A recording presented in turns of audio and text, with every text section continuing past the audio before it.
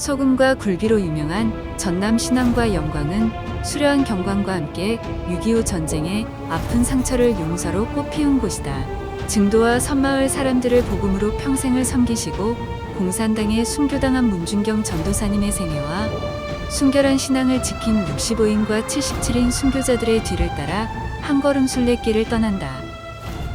신안에서 발견된 보물선 해저 유물 매장이역, 사랑과 화해로 용서를 실천한 임자진리교회, 문준경 전도사 신안 복음화의 중심지 증동리교회, 문준경 전도사의 삶과 신앙을 따라가는 문준경 전도사 순교기념관, 용서하되 잊지 말자 맞잡은 두 손 야월교회, 77인 용서의 순교자 염산교회.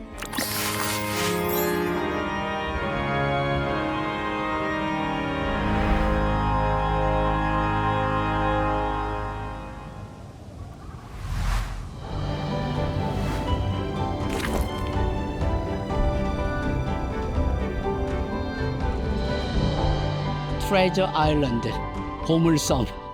왜 보물섬이라는 이름을 붙였냐면 1975년에 바로 이 앞바다에서 지금으로부터 한 700년 전에 중국에서 일본으로 가던 배가 파손되어서 침몰되어 있는 거예요. 그 안에서 무려 22,000점 이상의 도자기를 위시한 보물들이 다 발견됐어요. 도자기 연구에 획기적인 기회가 되었고 그 보물을 얻었다. 그 다음부터 증도라는 섬의 또 하나의 별명인 보물섬이에요.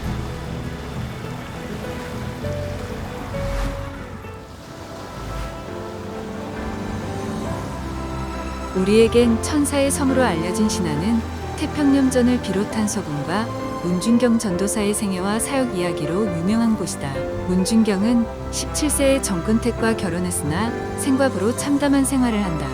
하지만 복음을 받아들여 전도사가 되어 홀로 돛담배를 타고 섬마을 곳곳에 복음을 전해 신안을 복음화 지역으로 이끌어낸다. 문준경 전도사를 통해 임자도에는 믿음의 불씨가 피어오르게 되었다. 특히 마을 유지 이판일에 합류하면서 교회가 성장하였다.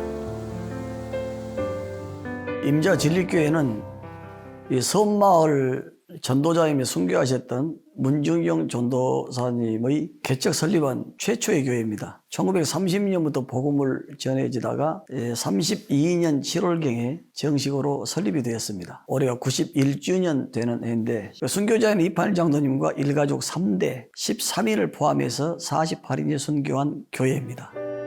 그는 해방된 조선 아래에서 일본인들이 무사 귀국할 수 있게 마을 사람들을 설득했고 공산당의 폭력 앞에서 쓰러져 갈 때도 그들을 용서해달라고 기도했다.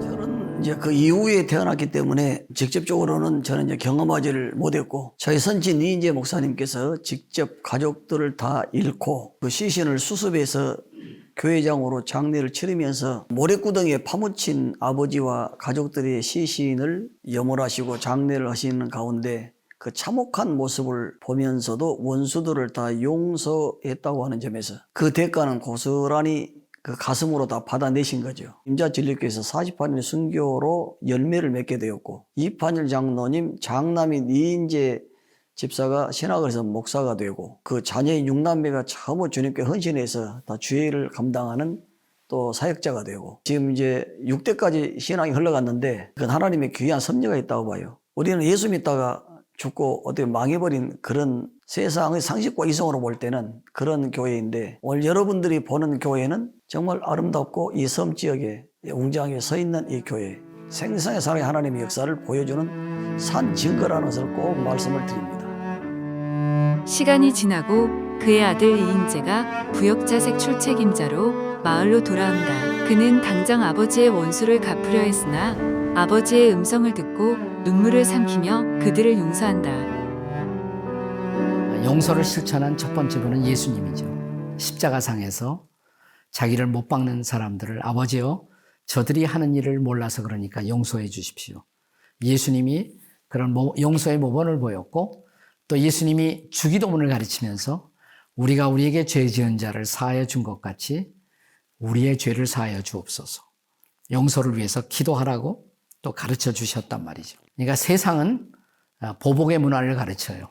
복수하라고 가르치지만 우리는 그런 세상을 본받으면 안 되고 우리는 예수님을 따라가는 사람들이니까 복수하는 세상 속에서도 용서를 실천하고 또 용서의 삶을 살도록 주님의 도우심을 구해야 할 거라고 저는 생각을 합니다.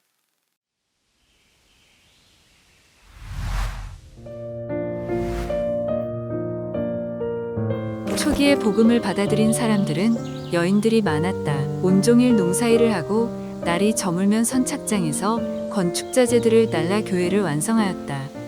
1935년 우리 문중경 전사님이 이제 두 번째로 이제 세우신 교회입니다. 전사님께서 이제 이곳에 20년 동안 계시다가 이제 구에서 예수님을 영접하고 또 신학을 하신 이후에 이제 남편이 임자에 있어서 이제 임자 진리교를 먼저 세우셨는데 복음에 대한 열정 또한 예수님을 영접하고 보니까 이 지역에 복음을 전하지 않으면 안 되겠다는 그런 마음을 가지셨는지 이곳에 오셔서 이제 저희 교회를 세우시고요. 이제 그 과정 속에서 참 어려움이 많이 있었습니다. 저희 교회를 일제시대 한옥으로 세운 교회입니다. 지금은 이제 그 건물이 없어졌습니다만은 건축 자재를 날라야 되는데 여자 성도님들이 부두에서 여기까지 한 4km 되는데 머리에 이고 날랐다 이렇게 얘기를 하고 있습니다. 낮에는 일해야 되니까 못 나르고 이제 밤에 횃불을 들고 건축 자재들 그 먼 곳에서 지고 오게 되어진 것을 얘기를 하고 있습니다. 근데 이제 건축 자재는 다 준비가 되어지는데 땅이 준비가 안 돼 있어가지고 어려움이 많이 있었습니다. 그때 이제 우리 전사님의 시숙 되신 정영범 씨, 그분이 이제 제일 먼저 예수님을 영접을 했거든요. 전사님이 오셔서 복음을 전하는데 시숙되는 정영범 씨가 하는 말이 재수 씨가 믿는 예수님이라면 나도 한번 믿어보겠다. 그만큼 우리 전사님이 시부모님은 잘 모셨던 것으로 그렇게 얘기를 하고 있습니다.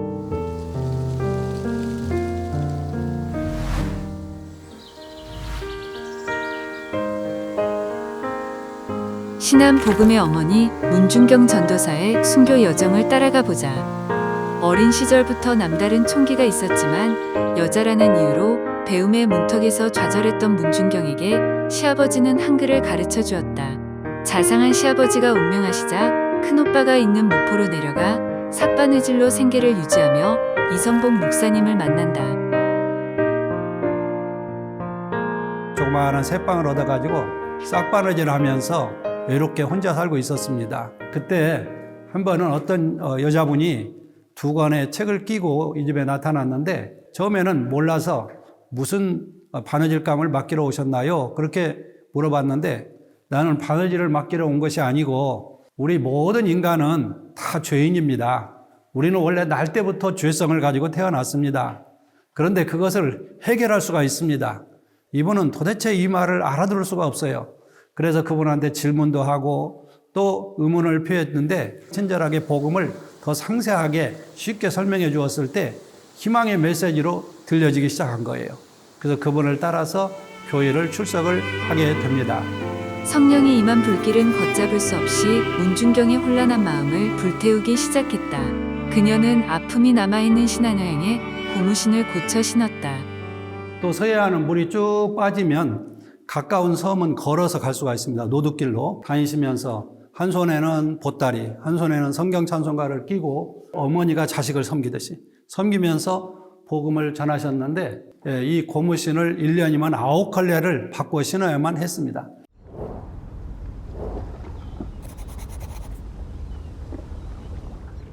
신안군 임자도 진리에 가서 1932년도에 처음에 교회를 세우게 되는데 그때 하나님께서 예비하신 한 분이 있었어요. 이판일 씨였습니다. 이 이판일 씨는 그 동네에서 유지고 아주 평판이 좋은 그런 분이었어요. 이분에게 가서 복음을 쭉 설명을 했어요. 우리 문전사님은 특징이 뭐냐면 마이크를 쓰지 않아도 마이크 쓴 것처럼 성량도 풍부하고 노래를 엄청 잘해요. 이제 노래를 몇 곡 부르면 사람들이 몰려들어요. 거기서 아주 또 이 스토리텔링, 이야기를 구수하고 재밌게 하는 그런 은사를 하나님이 주셨거든요. 그분의 설명을 듣더니 당신이 믿는 도를 나도 믿고 싶소. 그래서 이분이 나중에 교회를 출석을 하게 됩니다. 나중에 유교가 나가지고 이분은 이제 똑같이 문전사님도 목포 정치보위부에 풀려가고 이분도 정치보위부에 풀려갔다가 둘이 다 풀려나게 됩니다.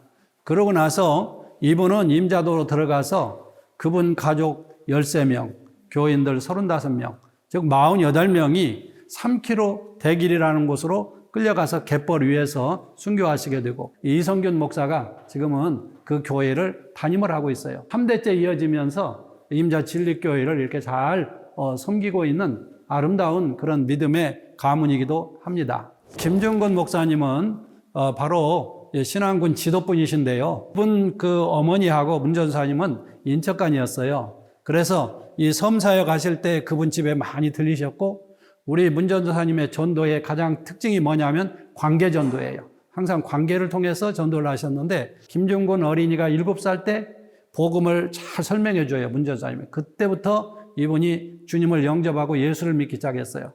그래서 항상 김중근 목사님은 내 신앙의 원초 문중경 전도사님, 내 신앙의 어머니 고백했던 분이 바로 김중근 목사님. 1958년도 한국에 CCC 만들어서 정말 이 땅에 푸른 계절이 오게 하자고 외쳤고, 또 한국에서 정말 많은 훌륭한 사역을 하셨던 문중경 전사님의 가장 대표적인 제자라고 볼 수 있습니다. 1년에 9켤레의 고무신이 다를 정도로 신안의 섬을 밟으며 전도자의 길을 걸었던 문중경은 일제의 신사참배를 거부하며 모진고문을 견뎌냈다. 하지만 공산주의의 적색 풍랑이 몰아친 신안 증도에서 순교했다. 그녀의 나이 59세였다.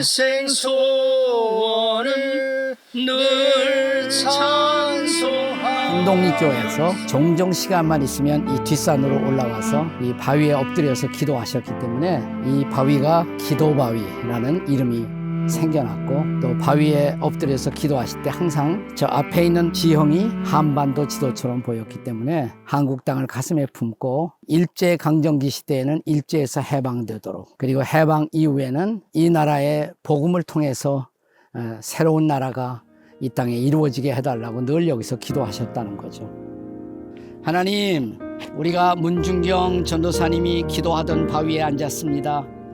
그리고 문 전도사님이 바라보던 지형 한반도 지도를 우리도 바라보며 한반도를 위해 기도합니다. 허리 잘린 한반도 속히 평화로 통일되게 하시고 복음으로 통일되게 하시며 남과 북이 함께 서로 용서하고 용납하며 복음의 나라, 믿음의 나라 세워가도록 인도해 주시옵소서. 문경 전도사님의 기도가 결코 헛되이 되지 않고 이 증도가 90%가 복음화되었던 것처럼 한반도가 복음화되게 하시고 하나님을 아버지로 부르고 예수님을 구주로 고백하며 성령의 인도를 받는 나라가 되도록 축복해 주시옵소서. 우리를 구원하신 우리 주 예수 그리스도, 우리 문중경 전도사님을 자랑스러운 선배로 허락하신 우리 주 예수 그리스도의 이름으로 기도하옵나이다. 아멘. 사실은 목포에 계셨는데 사람들이 다 말렸다고 그래요. 그러니까 거기 아직 공산당이 있는데 위험하니까 문 전사님 절대로 증도 가지 마세요. 근데 아니야, 난 가봐야 돼. 내가 가서 거기 성도들을 좀 돌봐야 돼. 그리고 그렇게 우기시면서 들어오신 거예요. 들어오자마자 붙잡힌 거예요. 공산당이 총을 겨누면서 새끼를 많이 난 씨암탉아 너는 살려줄 수 없다. 새끼를 많이 낳았다는 말이 전도를 많이 해서 이 근처에 문 전사님 때문에 예수 믿게 된 사람들이, 이 섬 사람들이 수없이 많이 있었단 말이죠. 그러나 문 전사님이 여기서 총을 맞고 피를 흘리고 돌아가셨고, 그러니까 문 전사님의 일생, 생애가 하늘의 미랄과 같은 생애였고, 그것 때문에 이 섬 마을에 수많은 사람들이 예수 믿고 전도사님에 의해서 세워진 교회만 11교회가 세워졌고, 그뿐 아니라 그분의 영향을 받은 제자들이 한국 전체에 큰 영향을 끼치게 되었단 말이죠. 한 사람이 끼칠 수 있는 어마어마한 영적인 도덕적인 영향, 그는 섬마을의 어머니일 뿐만 아니라 어쩌면 한국교회의 어머니 같은 여인이고요, 아빌라의 테레사 같은 여인이 바로 문중경 전도사님이었다, 이렇게 생각을 합니다.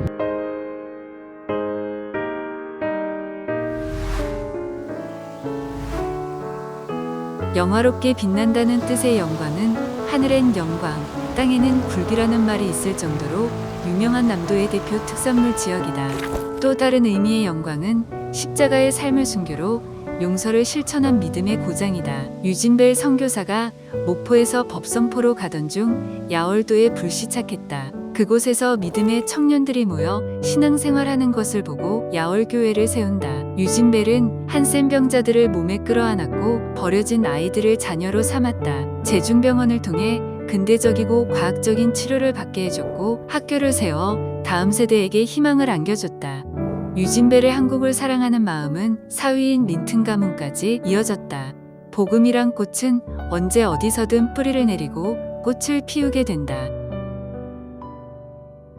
여기는 이번에 이제 저희가 개관을 하게 됐어요. 유아래 선교사님 이제 기념실인데, 유아래 선교사님은 미국 남장로에서 파송받아서 평신도로서 수피아였고 음악 선생으로 처음에 왔다가 교장도 여러 번 하시고 또 은퇴를 하신 다음에 이 광주 전남 이쪽 섬 지역을 쭉 돌아다니면서 선교 활동을 하셨습니다.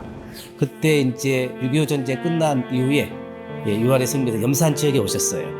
평생을 독신으로 살아왔던 유아래의 선교사는 6.25 전쟁 때도 미국으로 건너가지 않고 산속 피난 생활을 겪는 등 한국을 자신의 고향으로 여기며 우리 민족을 위해 헌신하는 삶을 살았다. 우리가 예수를 믿게 될 때는 다 주님이 불러주셨으니까 수고하고 무거운 짐진 자들아 다 내게로 오라.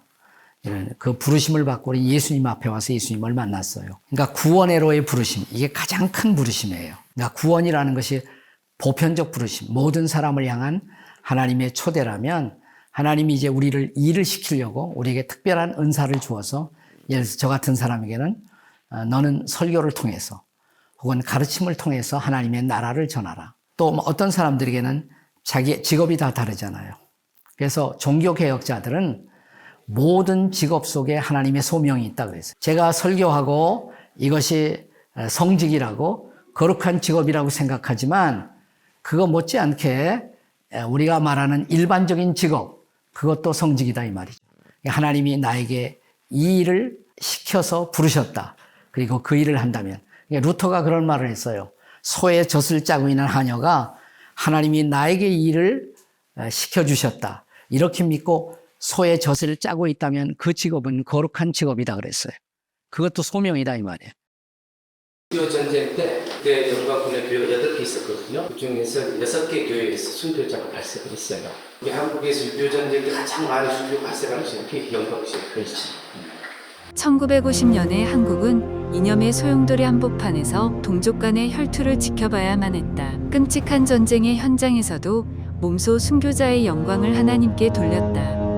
65명이 교인 전체가 다 순교했구만. 65명 중에 한 명도 피하지 못했을까요? 최판원 집사님이 있습니다. 이분이 굉장히 믿음이 좋으셨는데 가까운 섬으로 피난 갔었어요. 다 순교한다는 소식을 듣고 자기 피난 갔지만 다시 야월도로 들어와서 붙잡혀서 순교를 하게 되어지죠. 실제로 피난할 수도 있었고 피할 수도 있었는데 모든 성도들이 이제 순교하는 모습 보면서 자기도 이제 순교 대회를 들어가겠다 해가지고 순교하신 분들 굉장히 많았습니다. 오랜 세월이 지났어도 돌들은 그날의 순교를 기억하고 있다. 교인 전체가 거룩한 순교의 제물이 되어 지역 복음화가 단절된 듯하였으나 살아남은 성도들이 가해자들을 용서하고 복음의 꽃을 피우게 된다. 추모관으로 상징적 용으로 성들은 아픔과 상처가 있지만은 다시 하나님의 손을 맞잡음으로 인해서 용서하고 화해하자라고 하는 그런 이제 의미를 담아뒀죠. 여기 용서에 대한 말씀이. 그러므로 너희는 하나님의 택하시고 거룩하고 사랑하신 자처럼 긍휼과 자비와 겸손과 온유와 오래 참을 옷 입고 누가 네게 혐의가 있거든 서로 용납하여 피차에 용서하되 주께서 너희를 용서하신 것 같이 너희도 그리하고 이 모든 것 위에 사랑을 더하라. 이는 온전하게 매는 띠니라. 골로새서 3장 12절 이하 14절 말씀.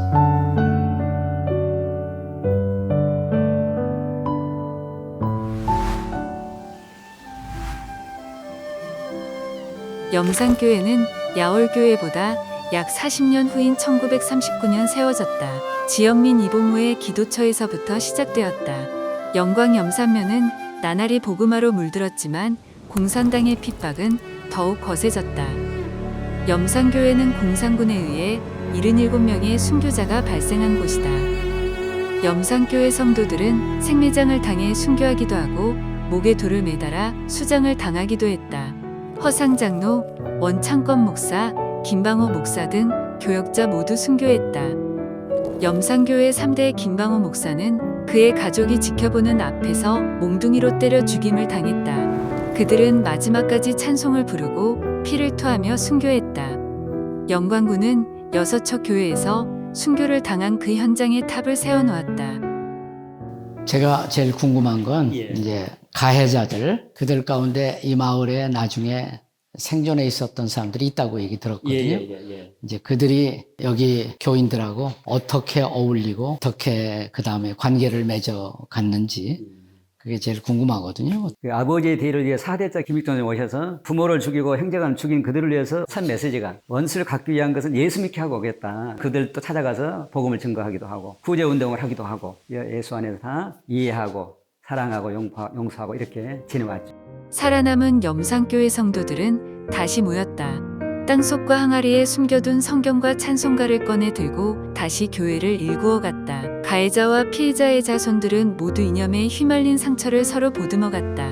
냉전의 상처를 다시 복음으로 치유하고 예배로 회복시켰다. 예수님께서 가르쳐 주신 용서의 기적이었다. 암울한 시대와 전쟁의 상처 속에서 순결한 신앙을 따라 수많은 주의 종들이 순교한 곳, 영광과 신앙. 이판일, 김방호, 문준경, 김성종과 이름 없는 많은 이들의 순교는 한국 복음화의 중요한 뿌리가 되었다. 이 정도섬에 사는 우리 그리스도인들은 정도가 보물섬이 된 것은 도자기 때문이 아니지. 그것은 우리 문중경 전도사님이 보물이라고. 그분을 통해서 우리가 복음을 들었고 새로운 인생을 발견할 수가 있었다. 그래서 그분이 우리의 섬을 보물섬으로 만드신 분이다. 그런 흥미있는 스토리를 이 보물섬에서 우리가 함께 연결시켜 생각해 볼 수가 있죠. 네, 우리 저 앞에 가면 진짜 그 보물들이 발견된 장소를 보실 수가 있는데 그 장소가 배가 파손돼서 도자기 보물을 발견한 그곳이에요. 네, 그러니까 아직 보물 남아 있을지 모르니까 보물 건지고 싶은 사람은 지금 저기 가시면 돼.